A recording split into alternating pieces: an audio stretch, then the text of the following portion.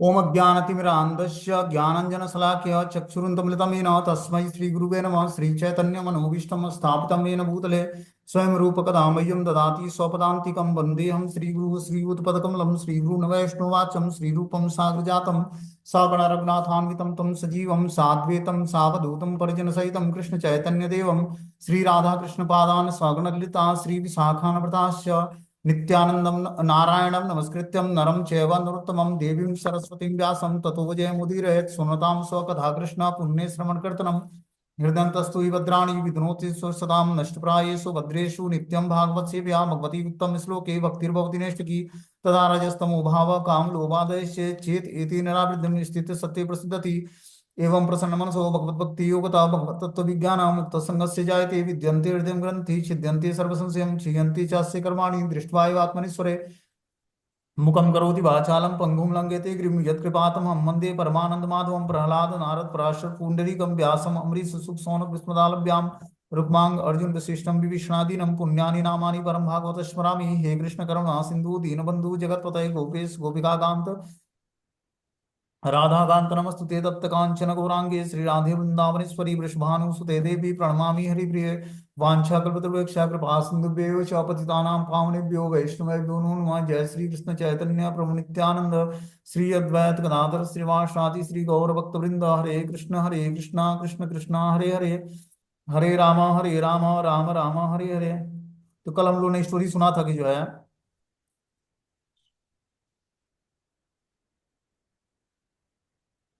कि करदम मुनि के पास जो है स्वयंभू मनु अपनी पुत्री का रिश्ता लेके जाते हैं और स्वयंभू मनु को पहले आसनी प्रदान करते हैं और क्या बोलते हैं कि करदम ऋषि उनको आसनी प्रदान करते हैं, अपनी कुटिया में बैठाते हैं, फिर उनका गुणगान करते हैं कि आपने बहुत अच्छे तरीके से राज्य का कार्यभार संभाला है, अच्छे तरीके से वर्णाश्रम धर्म का पालन किया है, सबको भगवान की भक्ति से जोड़ा है। और उसके बाद फिर जो है आने का कारण पूछते हैं कि आपके आने का क्या प्रयोजन है। तो जो है करदम मुनि को अपना प्रयोजन बताते हैं स्वयं भू कि हमारे आने का आपके पास आपसे मिलने का क्या प्रयोजन है। तो बताते हैं कि हमारी पुत्री आपके योग्य, आप उसके लिए योग्य वर हैं, इसी के लिए मैं आपसे मिलने के लिए आया हूँ। और इस कारण से इस कुंवारी को मैं अपनी बोलते हैं कि अब आगे जो है स्वयं करदम ऋषि और देवहूति का मिलन होता है, ठीक है ना।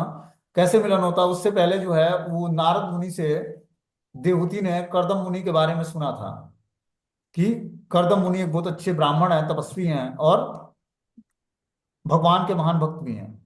इस कारण से देवहूति जो है बहुत ही आकर्षित हुई और फिर जाकर उसके मन में हुआ कि मैं विवाह करूंगी तो करदम मुनि से ही करूंगी। तो दोनों की इच्छा थी, स्वयं करदम मुनि की भी इच्छा थी और देवहूति की भी इच्छा थी आपस में विवाह करने का। बोलते हैं कि फिर आगे जो भी मिलते हैं तो करदम मुनि उनका गुणगान करते हैं कि ऐसा कौन है जो स्त्रियों के शिरोमणि स्वयंभू मनु की पुत्री और उत्तानपाद की बहन का समादर नहीं करेगा। जिन लोगों ने कभी श्री लक्ष्मी जी के चरण कमलों की पूजा नहीं की है उन्हें तो इसका दर्शन तक नहीं हो सकता है, फिर भी ये स्वेच्छा से मेरी अर्धांगिनी बनने आई है। अतः इस कुंवारी को मैं अपनी पत्नी के रूप में स्वीकार करूंगा, किंतु इस शर्त के साथ कि जब ये मेरा वीर्य धारण कर चुकेगी तो मैं परम सिद्ध पुरुषों के समान भक्ति योग को स्वीकार करूंगा। इस विधि को भगवान विष्णु ने बताया है और यह द्वेष रहित हो है। इस तरह से करदम मुनि उसको बताते हैं कि मेरे लिए जो सर्वोत्तम अधिकारी अनंत श्री भगवान हैं, जिनसे यह विचित्र सृष्टि उद्भूत हुई है, जिस पर इसका भरण पोषण तथा विलय आश्रित है, वे उन समस्त प्रजापतियों के मूल हैं जो इस संसार में जीवात्माओं को उत्पन्न करने वाले महापुरुष हैं। अब इस तरह से आगे जो है मैत्रेय क्या बोलते हैं कि श्री मैत्रेय ऋषि ने कहा कि हे योद्धा विदुर, करदम मुनि ने केवल इतना ही कहा और कमलनाथ पूज्य भगवान विष्णु का चिंतन करते हुए मौन हो गए। वे उसी मौन में हंस पड़े जिससे उनके मुखमंडल पर देवहूति आकृष्ट हो गई और वह मुनि का ध्यान करने लगी। तो इस तरह से करदम मुनि जो है देवहूति का गुणगान करके और चुप हो जाते हैं, भगवान विष्णु का ध्यान करके कमलनाथ पूज्य भगवान विष्णु का चिंतन करते हुए मौन धारण कर लेते हैं और मौन धारण करके मौन में ही हंस पड़ते हैं। तो जब हंसते हैं तो उसका मुखमंडल देखकर देवहूति आकृष्ट हो जाती है और मुनि का ध्यान करने लगती है, मुनि के स्वरूप से आकर्षित हो जाती है देवहूति। ऐसा प्रतीत होता है कि करदम मुनि मौन होते हुए भी कृष्ण भावनामृत में लीन हो गए और भगवान विष्णु का चिंतन करने लगे। कृष्ण भावनामृत की यही विधि है। शुद्ध भक्त श्री कृष्ण के चिंतन में इतना लीन हो जाता है कि उसके कोई दूसरे कार्य ही नहीं रह जाते हैं। भले ही ऊपर से वह कुछ करते दिखे, किंतु वे मन में निरंतर भगवान श्री कृष्ण का चिंतन करते रहते हैं। ऐसे कृष्ण भक्त की हंसी इतनी आकर्षक होती है कि वो अपनी हंसी से न जाने कितने प्रशंसकों, शिष्यों और अनुयायियों के हृदय को जीत लेता है। तो जब हृदय में कृष्ण निवास करते हैं और व्यक्ति जब प्रचार करता है अपने आचरण से, तो उसके बहुत सारे प्रशंसक, शिष्य और अनुयायी के हृदय को वो जीत लेता है। क्यों? क्योंकि भगवान कृष्ण उसके हृदय में निवास करते हैं। जो पूर्ण रूपेण कृष्ण भावनामृत में हो जाता है और मन निरंतर भगवान श्री कृष्ण का चिंतन करने लगता है, तो उस भक्त की हंसी इतनी आकर्षक होती है कि बड़े बड़े जो उसके प्रशंसक हैं, शिष्य हैं और अनुयायी हैं, उनके हृदयों को जीत लेता है वो। आगे बता रहे हैं कि सो अनुज्ञात्या व्यवसितम महिष्या दुहितम स्फुटम तस्मे गुणाढ्यायम दद्दो तुल्या प्रहर्षितम। रानी शत्रुपा, जो स्वयंभू मनु की पत्नी थी, तथा देवहूति दोनों के दृढ़ संकल्प को स्पष्ट रूप से जान लेने पर सम्राट मनु ने अपनी पुत्री को समान गुण से युक्त मुनि करदम को अर्पित कर दिया। अब इस तरह से क्या होता है, स्वयंभू मनु और रानी शत्रुपा जो है अपनी देवहूति पुत्री को करदम मुनि को भेंट कर देते हैं, अर्पित कर देते हैं। शतरूपा महाराज्ञी पारी ब्रह्मा महाधनान दंपत्यो पर्यदा प्रीत्या भूषा वासम परिच्छदाम। महारानी शत्रुपा ने वर वधु मतलब बेटी दामाद को प्रेम पूर्वक अवसर के अनुकूल अनेक बहुमूल्य भेंट यथा आभूषण, वस्त्र और गृहस्थी की सारी वस्तुएं प्रदान की। अब इस तरह से शत्रुपा जो है, महारानी जो है स्वयंभू मनु की पत्नी, वो क्या करती हैं, बेटी और दामाद को मतलब वर और वधु को प्रेम पूर्वक अवसर को अनुकूल देखकर बहुत सारे भेंट अर्पण करती हैं, आभूषण देती हैं, वस्त्र देती हैं और गृहस्थी के सारे साज सामान देती हैं। बोलते हैं कि करदम मुनि का विवाह एक योग्य पत्नी के साथ संपन्न हुआ और साथ में गृहस्थी की सारी सामग्री भी प्राप्त हुई। विवाह की वैदिक रीति में आज भी कन्या के पिता द्वारा वर को ऐसे दहेज दिए जाते हैं। यहाँ तक कि भारत में अनेक निर्धन परिवार भी दहेज में सैकड़ों हजारों रुपए व्यय करते हैं। दहेज प्रथा अवैध नहीं है जैसा कुछ लोग सिद्ध करके करने की कोशिश करते हैं। दहेज तो पिता द्वारा सदीक्षा के प्रतीक रूप में कन्या को दिया जाने वाला दान है, जो अनिवार्य है। जहाँ पिता अत्यंत निर्धन होने के कारण दहेज नहीं दे पाता, वहां पर फल तथा फूल ही दिए जाने जाने का विधान है। तो ये दहेज प्रथा जो है भागवतम के अनुसार वर्जित नहीं है, मतलब अवैध नहीं है। अपनी सामर्थ्य के अनुसार पिता अपनी पुत्री का जब विवाह करता है, तो वो अपने दामाद को और पुत्री को जो है कुछ दहेज स्वरूप बहुत सारी चीजें देता है। आवश्यकता अनुसार उसकी जो आवश्यकताएं हैं और अपने सामर्थ्य के अनुसार सब कुछ देने का प्रयास करता है। यहाँ बता रहे हैं कि अगर जो दहेज देने में वो सक्षम नहीं है, निर्धन है, तो फल और फूल ही देने का विधान है, कुछ ना कुछ वो देगा। ठीक है ना, दहेज के रूप में। इस प्रकार अपनी पुत्री को योग्य वर को प्रदान करके अपनी जिम्मेदारी से मुक्त होकर स्वयंभू मनु का मन वियोग के कारण विचलित हो उठा और उन्होंने अपनी प्यारी पुत्री को दोनों बाहों में भर लिया।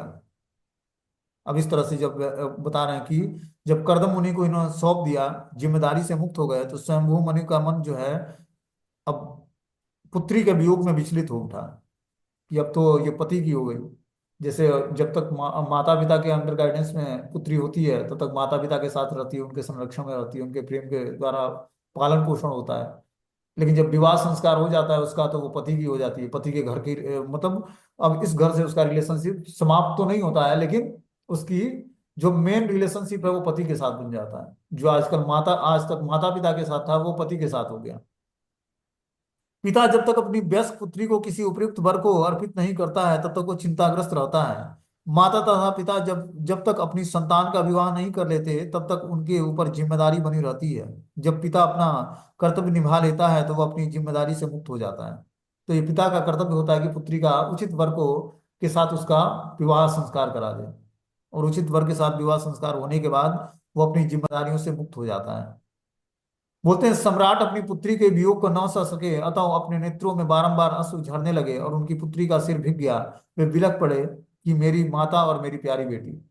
इस तरह स्वयंभू मनु अपनी पुत्री देवहूति का विवाह जब करदम मुनि से कर देते हैं और वो विदाई करते हैं, तो उनके आंखों से जो है अश्रु झरने लगता है और पुत्री का सिर भिग जाता है उससे। ठीक है ना, स्वाभाविक रूप से हम लोग देखते हैं कि जब बेटी की विदाई होती है, तो पिता और माता सभी लोग रोने लगते हैं कि आज तक हमने पाला पोसा, बड़ा किया, और फिर जो है आज अपने पति के घर जा रही है, तो उसके बाद वो सभी लोग रोते हैं, पूरे घर के सदस्य। बोलते हैं विरह भाव इसलिए उत्पन्न होता है क्योंकि जब तक कन्या का विवाह नहीं होता है तब तक वो पिता के घर पर रहती है, किंतु जो ही उसकी शादी हो जाती है वो परिवार की कन्या नहीं रह जाती है, उसे अपने पति के घर जाना पड़ता है। क्योंकि विवाह के बाद वह अपने पति की संपत्ति बन जाती है। मनु संहिता के अनुसार स्त्री कदापि स्वतंत्र नहीं है। जब तक विवाह नहीं होता वो अपने पिता की संपत्ति रहती है। जब तक उसके बाल बच्चे बड़े नहीं हो जाते तब तक वो सयानी नहीं हो जाती, अपने पति की संपत्ति बनी रहती है। स्त्री सदा ही पिता, पति और पुत्रों पर आश्रित रहती है। मतलब स्त्री का जीवन कभी भी स्वतंत्र नहीं है। जब तक वो पिता के गाइडेंस में है तब तक पिता के संरक्षण में रहती है। फिर विवाह संस्कार होता है तो पति के संरक्षण में रहती है। और 50 वर्ष के बाद सयाने पुत्र के गाइडेंस में रहती है। इस तरह उसका पूरा जीवन जो है किसी पर आश्रित रहता है, स्वतंत्र नहीं होता है। आगे इसमें बता रहे हैं कि तब महर्षि से आज्ञा लेते हुए और उनकी अनुमति पाकर राजा अपनी पत्नी के साथ रथ पर सवार हुए और अपने सेवकों सहित अपनी राजधानी के लिए चल पड़े। रास्ते भर वे साधु पुरुषों के लिए अनुकूल सरस्वती नदी के दोनों ओर सुहावने तटों पर उनके शांत और सुंदर आश्रमों की समृद्धि को देखते रहे। अब इस तरह से स्वयंभू मनु अपनी पुत्री को करदम मुनि से विवाह करके और फिर जो है उनसे अनुमति लेते हैं, महर्षि से आज्ञा लेकर पत्नी के साथ रथ पर सवार होते हैं और सेवकों सहित अपनी राजधानी के लिए चल पड़ते हैं। रास्ते में जो है सरस्वती नदी का तट पड़ता है, जिस पर सुहावने तटों पर शांत और सुंदर आश्रम की समृद्धि को देखकर देखते रह गए। तो सरस्वती नदी के तट पर बहुत सारे आश्रम हैं जो बहुत ही सुंदर हैं। तो उस आश्रमों की सुंदरता और समृद्धि को देखकर बहुत ही आश्चर्यचकित हुए। बोलते हैं प्राचीन काल में ऋषि कुलम हुआ करते थे जहाँ साधु सदृश व्यक्ति रहा करते थे। आज भी भारत में दिव्य ज्ञान के अनेक भव्य स्थान हैं। अनेक ऋषि तथा साधु पुरुष आत्म अनुशीलन के लिए गंगा तथा यमुना के तट पर सुंदर कुटिया में रहते हैं। राजा अपने दल समेत इस ऋषि कुलम से होकर जाते समय कुटियों तथा आश्रमों की शोभा से बहुत ही प्रमुदित हुए। ऋषियों के पास उच्च प्रासाद न थे, किंतु उनके आश्रम इतने सुंदर थे कि राजा उन्हें देखकर अत्यंत प्रसन्न हुए। तो देखा जब अपने महर्षि से कर्दम मुनि से जब वो आशीर्वाद लेकर और वापस आ रहे थे अपने राज्य के लिए सेवकों के साथ, पत्नी के साथ, तो रास्ते में जो है सरस्वती नदी के तट पर बहुत सारे ऋषियों की कुटी आश्रम को देखा उन्होंने, जो बहुत ही सुंदर थे। और सभी जो है राजा उन्हें देखकर बहुत ही प्रसन्न हुए, क्योंकि वो उच्च प्रासाद नहीं थे, महल नहीं थे, लेकिन जितने कुटिया थी सब बहुत ही सुंदर था। बहुत ही सुहावने वहां पर वृक्ष थे। राजा का आगमन जानकर उसकी प्रजा अपार प्रसन्नता से ब्रह्मावर्त से बाहर निकल आई और वापस आते हुए अपने राजा का गीत स्तुतियों तथा वाद्य संगीत से सम्मान किया। अब इस तरह से स्वयंभू मनु अपने राज्य में वापस आते हैं। सारी राज्य की प्रजा क्या करती है, ब्रह्मावर्त से बाहर निकल आती है राज्य से, और वापस आते हुए राजा को गीत स्तुति और वाद्य संगीतों से सम्मान करती है। सभी प्रकार की संपदा से धनी बहिष्मती नगरी का यह नाम इसलिए पड़ा क्योंकि जब भगवान ने अपने आप को वराह रूप में प्रकट किया था तो भगवान विष्णु का बाल इनके शरीरों से नीचे गिरा था। जब उन्होंने अपना शरीर हिलाया तो बाल नीचे गिरा। वह सदैव हरे भरे रहने वाले उस पुष्प तथा कांस में बदल गया जिनके द्वारा ऋषियों ने भगवान विष्णु की तब पूजा की थी, जब उन्होंने यज्ञों को संपन्न करने में बाधा डालने वाले असुरों को हराया था। तो हम देखते हैं कि जो कुसा घास होता है उसको हम लोग पूजा में यूज करते हैं। तो जो भगवान बराहदेव प्रकट हुए थे उन्होंने अपने शरीर को हिलाया तो उससे जो बाल गिरा उसी से कुश घास का निर्माण हुआ, जो हम लोग पूजा में यूज करते हैं। कुश घास बहुत ही पवित्र माना जाता है। बोल रहे हैं कि कुश तथा कांस में बदल गया वो बाल जिनके द्वारा ऋषियों ने भगवान विष्णु की पूजा की थी, जब उन्होंने यज्ञों को संपन्न करने में बाधा डालने वाले असुरों को हराया था। तो इससे भगवान विष्णु की कुशा घास से भगवान विष्णु की पूजा होती है। बोलते हैं परमेश्वर से सीधे संबंध कोई भी स्थान पीठ स्थान कहलाता है। स्वयंभू मनु की राजधानी बहिष्मती इसलिए महान न थी कि उस नगरी में प्रचुर धन और ऐश्वर्य था, वरना इसलिए कि उसी स्थान पर भगवान बराहदेव का बाल गिरा था। यही बाल बाद में हरी घास के रूप में उग आया और ऋषिगण इस घास से भगवान की उस समय तक पूजा करते रहे जब उन्होंने हिरण्याक्ष असुर का वध किया था। यज्ञ का अर्थ है भगवान विष्णु। भगवत गीता में कर्म को यज्ञार्थ कहा गया है, अर्थात यज्ञार्थ कर्म का अर्थ है विष्णु को प्रसन्न करने के लिए किया गया कर्म। तो बैसमती नगरी जो थी, जो राजधानी थी स्वयंभू मनु की, वो इसलिए विख्यात नहीं थी कि वहां पर प्रचुर धन और ऐश्वर्य था, इसलिए विख्यात थी कि वहां पर भगवान बराहदेव ने अपना शरीर हिलाया था और उनके शरीर से बहुत सारे बाल गिरे थे। और वो बाल जो है धीरे धीरे जो है हरी घासों के रूप में परिणत हो गए थे। उसी घासों से भगवान विष्णु की पूजा होती है। बोलते हैं कुसम कासम ही बहिरायस्तीर्यम भवानुमनु यज्ञ यज्ञ पुरुषम लब्ध्वा स्थानम यतो भुवम। मनु ने कुश तथा कांस से बनी आसनी बिछाई और श्री भगवान की अर्चना की, जिसकी कृपा से उन्हें पृथ्वी मंडल का राज्य प्राप्त हुआ। तो मनु ने उसी कुश घास से और कांस से बनी चटाई आसनी बिछाई और श्री भगवान की अर्चना की, जिनकी कृपा से पृथ्वी मंडल का वो राज्य प्राप्त हो सका उनको। बोलते हैं मनु मनुष्य जाति के पिता हैं, अतः मनु शब्द से ही मनुष्य बना है। जिसके पास प्रचुर संपत्ति होती है, अच्छे पद होते हैं, उन्हें मनु से शिक्षा ग्रहण करनी चाहिए और अपने राज्य तथा वैभव को श्री भगवान को देने देन समझकर सदैव भक्ति में लीन रहना चाहिए। स्वयंभू मनु के पास जो है समृद्धि थी। एक तो चक्रवर्ती सम्राट थे, और जो है राज्य पूरा प्रचुर धन और ऐश्वर्य था। और इस प्रचुर धन और ऐश्वर्य से सदा ही भगवान की सेवा किया करते थे और भक्ति में तल्लीन रहते थे। इसी प्रकार मनु की संतान अर्थात मनुष्यों को, विशेष उच्च पदों पर आसीन लोगों को समझना चाहिए कि समस्त ऐश्वर्य तो श्री भगवान द्वारा प्रदत्त है। उन्हें इस ऐश्वर्य का सदुपयोग यज्ञ संपन्न करके भगवान को प्रसन्न करने में करना चाहिए। धन तथा ऐश्वर्य का सदुपयोग यही है। भगवान की कृपा के बिना किसी को धन ऐश्वर्य उत्तम जन्म सुंदर शरीर और अच्छी शिक्षा प्राप्त नहीं होती है। अतः जिन्हें ये सब सुविधाएं प्राप्त हैं, उन्हें चाहिए कि वो भगवान की पूजा करने के लिए उसके प्रति कृतज्ञता प्रकट करें। तो इस तरह से जो है, जिसके पास प्रचुर धन और संपत्ति और ऐश्वर्य है, उसको भगवान के लिए यज्ञ करने में लगाना चाहिए। तब जाकर जो है उसका हम सही उपयोग करेंगे।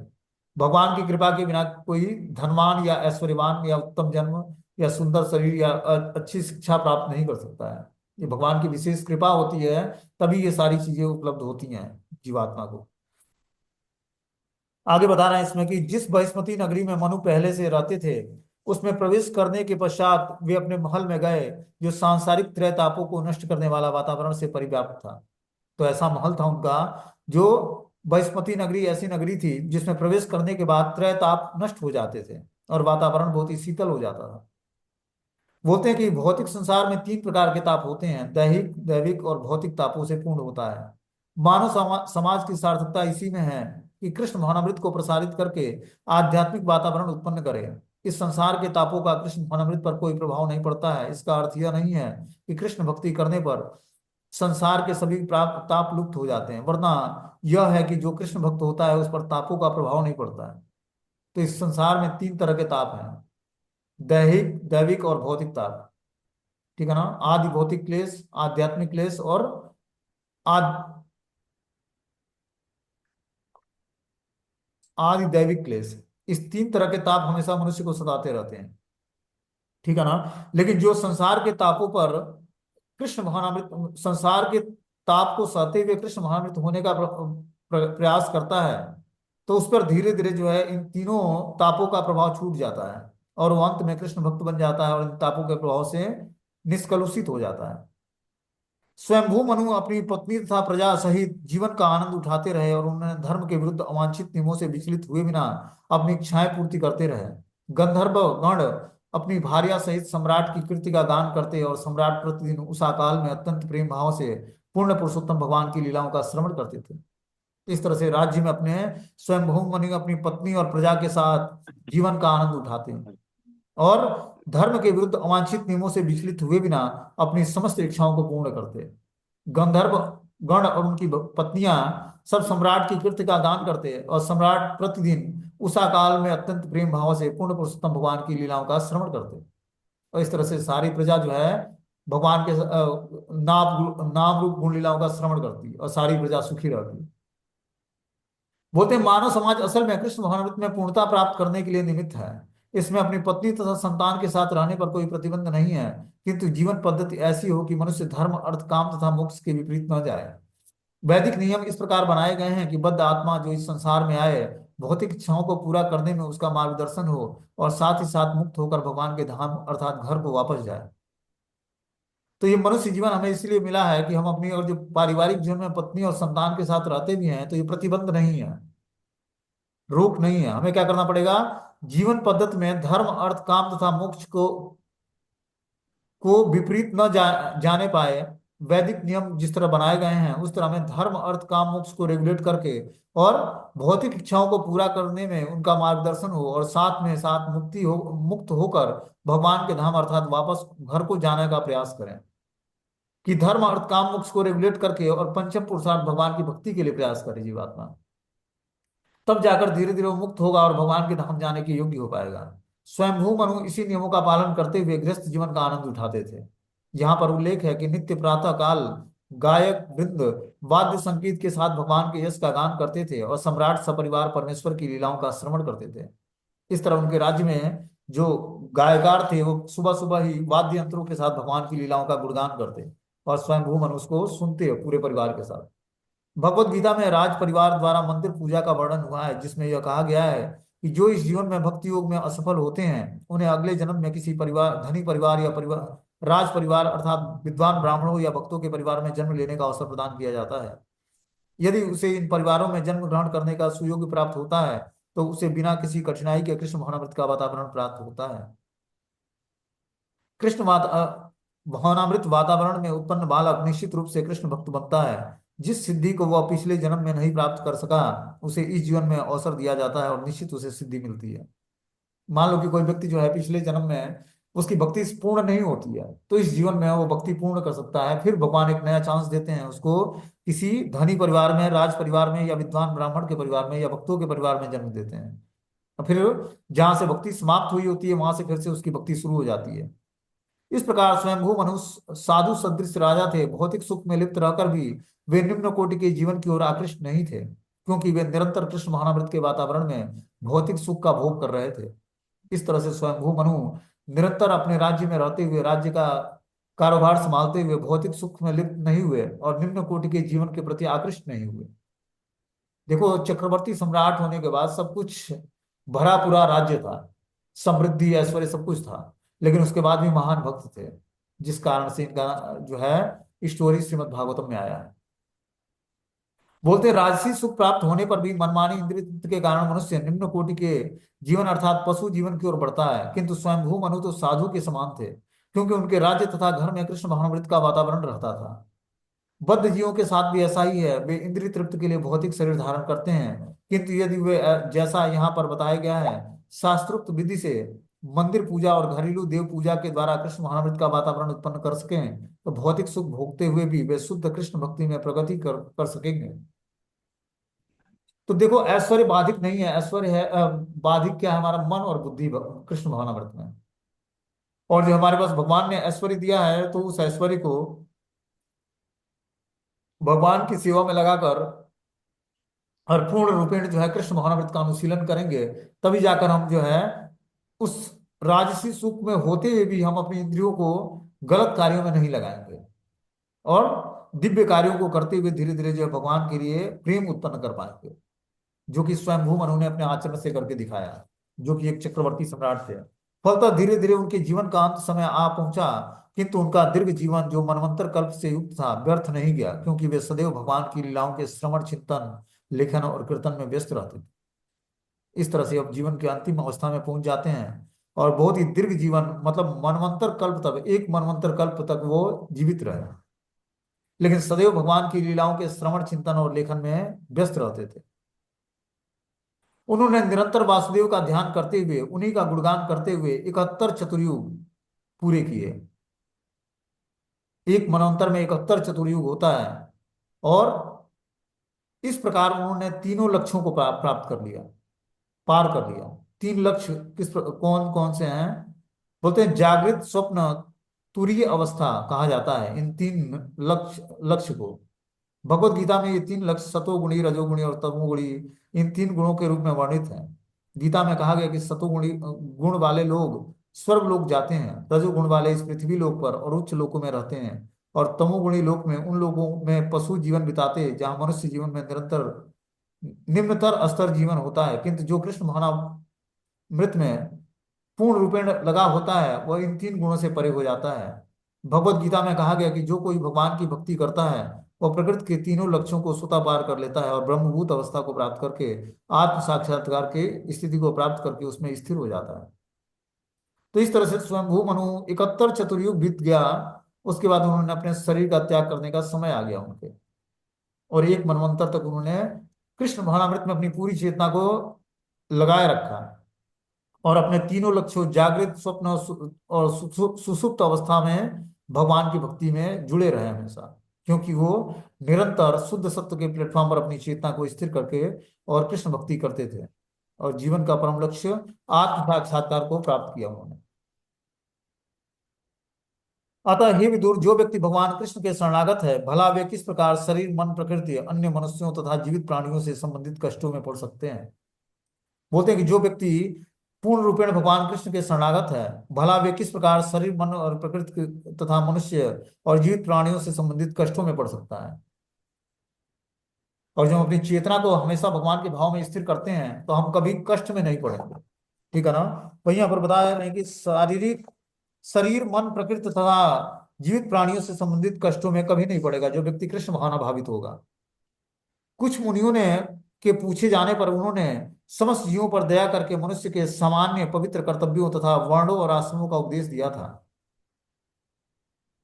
बोलते हैं कुछ मुनियों के पूछे जाने पर स्वयंभू मनु ने समस्त जीवों पर दया करके मनुष्यों के सामान्य पवित्र कर्म, कि मनुष्य के लिए सामान्य पवित्र कर्म क्या है, वर्ण और आश्रम का उपदेश भी दिया था उन्होंने।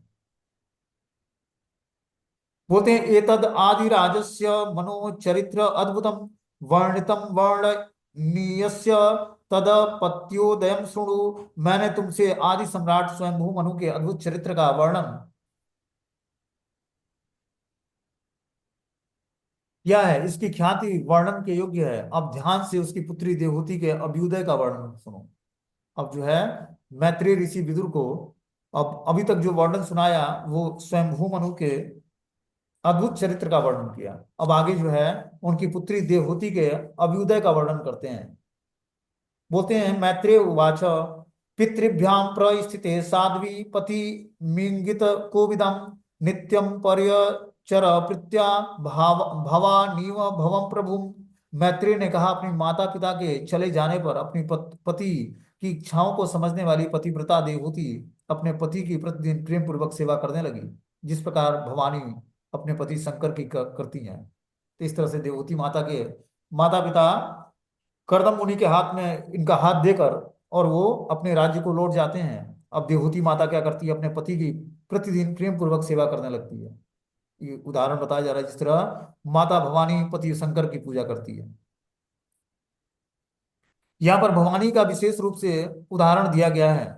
भवानी अर्थात भव अर्थात शिव जी की पत्नी, हिमालय राज्य की कन्या भवानी अर्थात पार्वती ने शिव जी को अपना पति चुना, जो भिक्षुक की तरह प्रतीत होते हैं। राजकुमारी होते हुए भी उन्होंने शिव जी को पाने के लिए उन्होंने अनेक कष्ट सहे, जिसके पास घर तक न था, और जो एक वृक्ष के नीचे बैठकर ध्यान में अपना सारा समय बिताते थे। यद्यपि भवानी एक बहुत बड़ी राजा हिमालय की कन्या थी, किंतु वे भिक्षुणी के समान शिव जी की सेवा किया करती थी। इसी प्रकार देवहूति सम्राट स्वयंभू मनु की कन्या होते हुए भी करदम मुनि को अपने पति के रूप में वर्ण किया। वह उनकी अत्यंत प्रेम पूर्वक सेवा करती और उन्हें प्रसन्न करना जानती थी। अतः उसे यहाँ पर साध्वी कहा गया है, जिसका अर्थ है पतिपरायण पत्नी या पतिव्रता स्त्री। यह दुर्लभ उदाहरण वैदिक सभ्यता का आदर्श है। प्रत्येक स्त्री को देवहूति तथा माता पार्वती सदृश श्रेष्ठ और पतिव्रता होना चाहिए।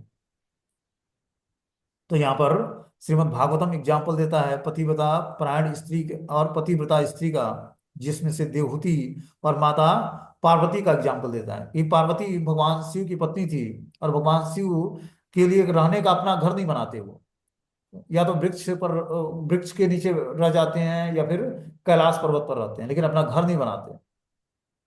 उसी तरह जिस तरह पार्वती ने भगवान शिव को पाकर अपने को प्रसन्न अनुभव किया, और ये कभी नहीं शिव जी से अनुरोध किया कि आप घर बनाओ, चाहे महल तैयार करो जिसमें हम लोग रहेंगे। उसी तरह देवती माता भी इस दरिद्र ब्राह्मण की को अपने पति रूप में वर्ण किया, जो कि करदम मुनि थे। ठीक है ना। और दिन रात प्रेम पूर्वक उनकी सेवा में लगी रहती थी। बोलते हैं भक्तों में सर्वश्रेष्ठ होने के कारण भगवान शिव आदर्श पति हैं। वैष्णव नाम यथा शंभु, शंभु या शिव जी आदर्श वैष्णव है। भगवान राम का निरंतर ध्यान करते हैं और हरे राम हरे राम राम हरे राम हरे राम हरे हरे मंत्र का जप करते रहते हैं। शिव जी का एक वैष्णव संप्रदाय है जो विष्णु स्वामी संप्रदाय कहलाता है। अविवाहित कन्याएं शिव जी की पूजा इसलिए करती हैं जिससे उनके समान ही वैष्णोपति प्राप्त हो। लड़कियों को कभी भी धनी या ऐश्वर्यपति चुनने का शिक्षा नहीं दी जाती है, किंतु यदि लड़की इतनी भाग्यशाली होती है कि उसे शिव जी के समान उत्तम भक्त पति प्राप्त हो तो उसका जीवन सफल हो जाएगा। तो इस तरह से जो है भगवान शिव वैष्णवा नाम यथा शंभु सभी वैष्णव में अग्रगणी है। तो यहाँ बताया जा रहा है कि लड़कियों को कभी धनी या ऐश्वर्यवान पति का चुनाव नहीं करना चाहिए, उसको भक्त पति चुनना चाहिए, और उसके भाग्य में होगा तो धन अपने आप आ जाएगा। बोलते हैं कि हे विदुर, देवहूति ने अत्यंत आत्मीयता और आदर के साथ इंद्रियों को वश में रखते हुए प्रेम तथा मधुर वचनों से अपने पति की सेवा किया करती थी। तो देवहूति माता कर्दम मुनि के आश्रम में रहने लगी उनके पत्नी के रूप में, और निरंतर उनको वश में रखते हुए, अपनी इंद्रियों को वश में रखते हुए आत्मीयता तथा आदर के साथ प्रेम तथा मधुर वचनों से अपने पति की सेवा किया करती थी। बोल रहे हैं कि यहाँ पर विश्वम भेड़ या गौर भेड़, ये दो शब्द अत्यंत महत्वपूर्ण बताया गया है। देवहूति ने इन्हीं दो विधियों से अपने पति की सेवा की थी। ये दोनों विधियां हैं जिनके द्वारा पति अथवा श्री भगवान की सेवा की जाती है। विश्व भेड़ का अर्थ है आत्मीयता पूर्वक, और गौर भेड़ का अर्थ है अत्यंत सम्मान पूर्वक।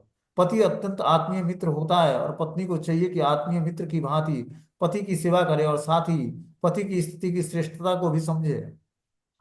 इस प्रकार वह उसका सभी प्रकार से सम्मान करे। एक पुरुष तथा एक स्त्री के मनोभाव में अंतर होता है।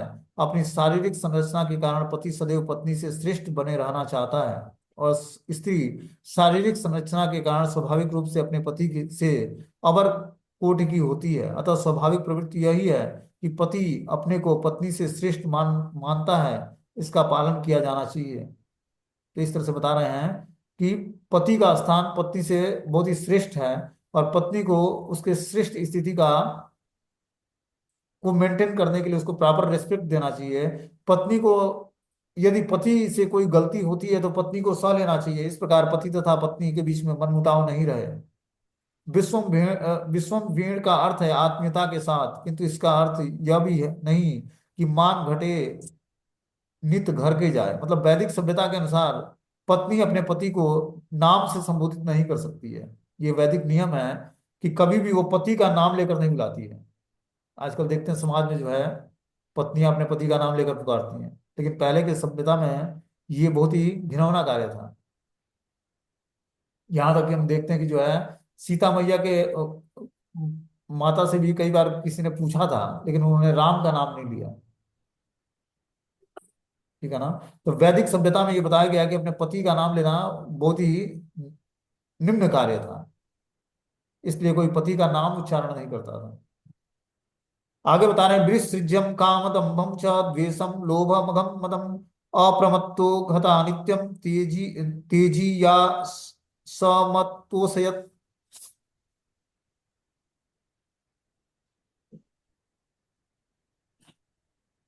बुद्धिमानी तथा तत्परता के साथ कार्य करते हुए उसने समस्त काम दंभ द्वेष लोभ पाप और मद को त्याग करके अपने शक्तिशाली पति की को प्रसन्न कर दिया। इस तरह से देवहूति माता ने दिव्य सेवाएं की अपने पति की। ठीक है ना। बोलती है कि समस्त काम दंभ द्वेष लोभ पाप और मद को त्याग करके अपने शक्तिशाली पति कर्दम को प्रसन्न कर लिया देवहूति ने। यह एक महान पति की महान पत्नी के कुछ गुण दिए गए हैं। कर्दम मुनि अपने आध्यात्मिक योग्यता के कारण महान थे। ऐसा पति तेजियासम अर्थात परम शक्तिशाली कहलाता है। भले ही पत्नी आध्यात्मिक ज्ञान में अपने पति के समान योग्य हो, किंतु उसे इसका वृथा गर्व नहीं होना चाहिए। कभी कभी पत्नी अत्यंत संपन्न परिवार की होती है, जिस प्रकार की स्वयंभू मनु की पुत्री देवहूति थी। वह अपने पितृकुल पर इतरा इतरा सकती थी, किंतु ऐसा करना वर्जित है। उसे ऐसा नहीं करना चाहिए। उसे अपने पति के प्रति विनम्र होना चाहिए और समस्त प्रकार के मिथ्या घमंड को त्याग देना चाहिए।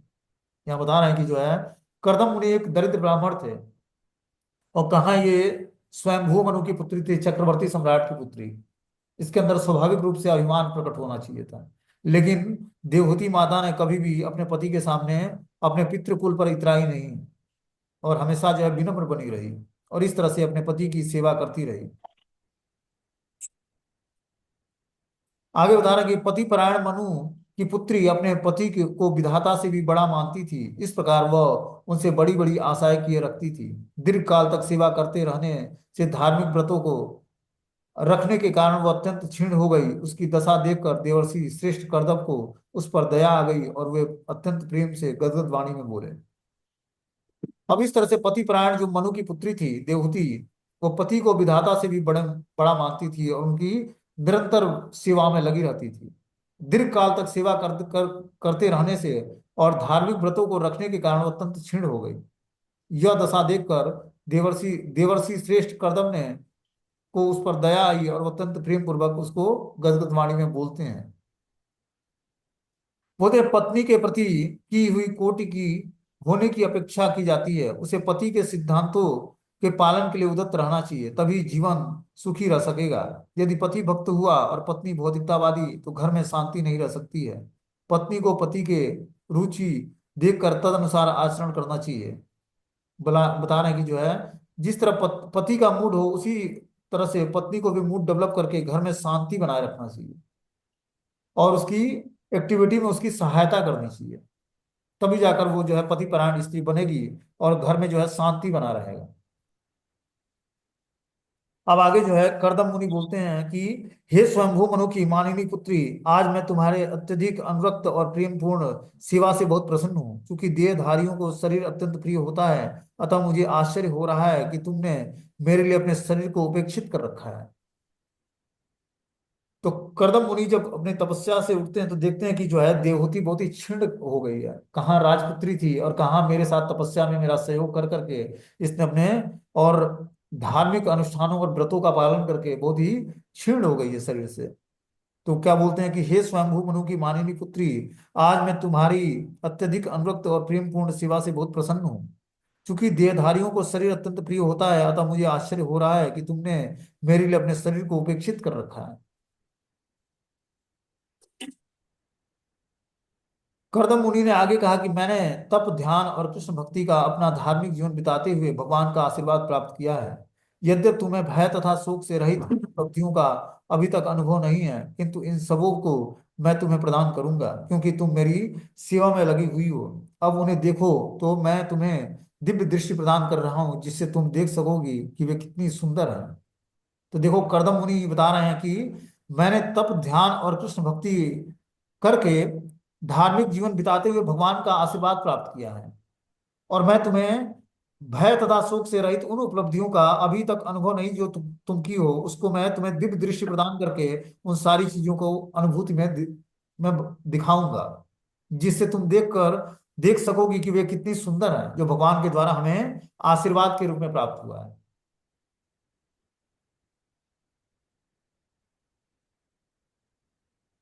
बोलते हैं, देवहूति केवल कर्दम मुनि की सेवा में लगी रहती, वह तप ध्यान और कृष्ण भावनामृत में इतने अग्रसर न थी, किंतु अदृश्य रूप से अपने पति की उपलब्धियों में हिस्सा प्राप्त कर रही थी, जिसे वह न तो देख सकी न अनुभव कर सकी। उसे यह समस्त भगवान की कृपा स्वतः ही प्राप्त हो गई।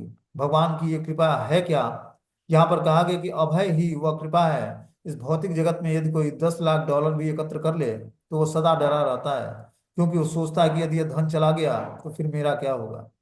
तो इस तरह से देवहूति को कोई वो तपस्या ध्यान ध्यान और कृष्ण भावना में उतनी अग्रसर नहीं थी, लेकिन अपने पति की सेवा करके उनकी भक्ति में उसको भी पार्टिसिपेशन मिल गया। जब वो पति के अनुकूल सेवा करती है तो 50% की मालकिन बन जाती है उसके भक्ति का के स्वीकृतियों का। और इस तरह से जो है करदम मुनि की पत्नी देवहूति को बता रहे हैं कि भगवान की ये कृपा ये है कि इस भौतिक संसार में व्यक्ति अभय बन जाता है, उसको डर नहीं लगता है। और इस तरह से वो जो इस व्यक्ति को जो 10 लाख डॉलर भी एकत्र कर ले, लेकिन वो सदा डरा रहता है, क्योंकि सोचता है कि यदि धन चला गया तो फिर मेरा क्या होगा। भगवत प्रसाद अर्थात भगवान द्वारा प्रदत्त आशीर्वाद कभी व्यर्थ नहीं जाता है, इसका तो उपभोग ही करना होता है, उसकी क्षति का कोई प्रश्न ही नहीं उठता है। तो इस तरह से करदम मुनि को भगवान के द्वारा आशीर्वाद प्राप्त था, और वो जो है सिद्धियां इन्होंने अपने पत्नी को दिखाने का प्रयास किया। ठीक है ना। अब इस तरह आगे जो है अगली स्टोरी हम लोग कल सुनेंगे कि आगे क्या होता है इसमें घटना।